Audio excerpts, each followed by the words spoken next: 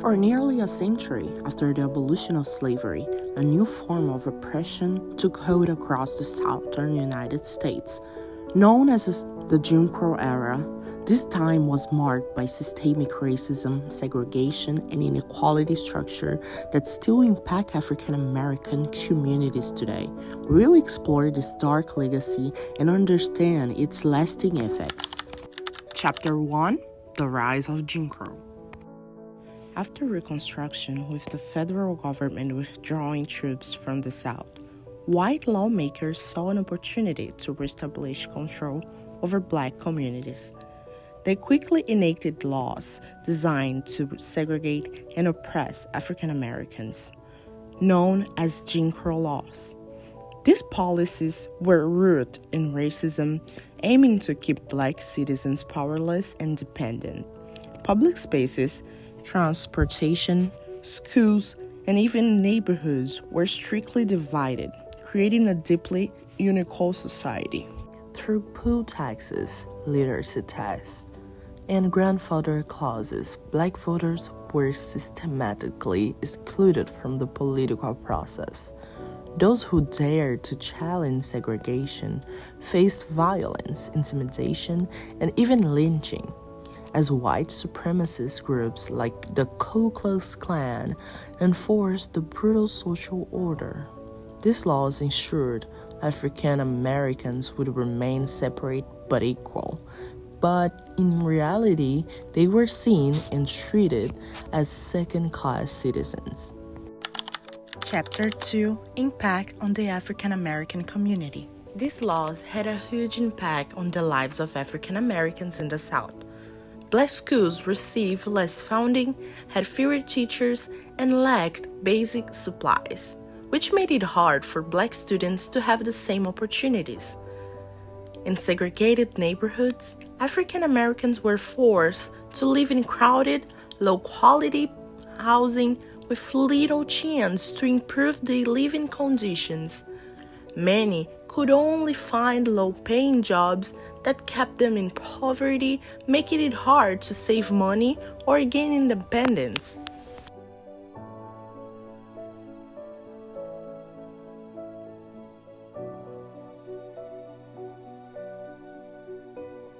I grew up in rural Alabama, about 50 miles from Montgomery, outside of a little place called Troy. When we would visit the little town of Troy, or visit Tuskegee, where Tuskegee University is located, or visit Montgomery, 50 miles away, I saw those signs that said white men, colored men, white women, white waiting, colored waiting. When we go to the theater, all of us little black children had to go upstairs to the balcony, and all the little white children went downstairs to the first floor. I would come home and ask my mother, my father, my grandparents, my great-grandparents, why? They would say, that's the way it is. Don't get in trouble. Don't get in the way. In 1956, when I was 16 years old, with some of my brothers and sisters and first cousins, we went down to the public library, trying to check out some books. And the librarian told us that the library was for whites only and not for colored. So I never went back to the Pike County Public Library in downtown Troy, Alabama, until July 5th, 1998, for a book signing of my book, Walking with the Wind. And I was in the Congress by then. I signed a lot of books. A lot of people showed up, blacks and whites. At the end of the program, at the end of the book signing, they gave me a library card. It says something about the distance we've come and the progress we've made in America. Chapter 3: Connecting the Past with the Present. The resistance to oppression during the Jim Crow era laid the foundation for the civil rights movement in the 1960s, which continues to inspire the fight for racial equality today. I have a dream that my 4 little children will one day live in a nation where they will not be judged by the color of their skin, but by the content of their character. I have a dream today.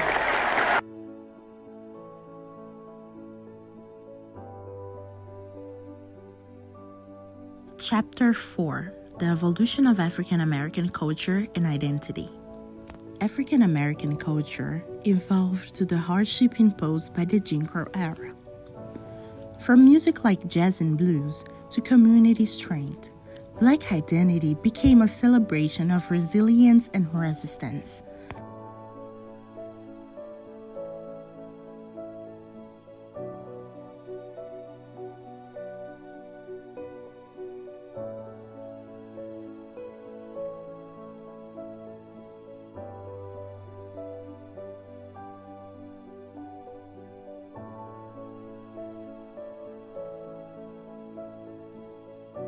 The history of Jim Crow era is painful, but we must not forget. To remember is to resist.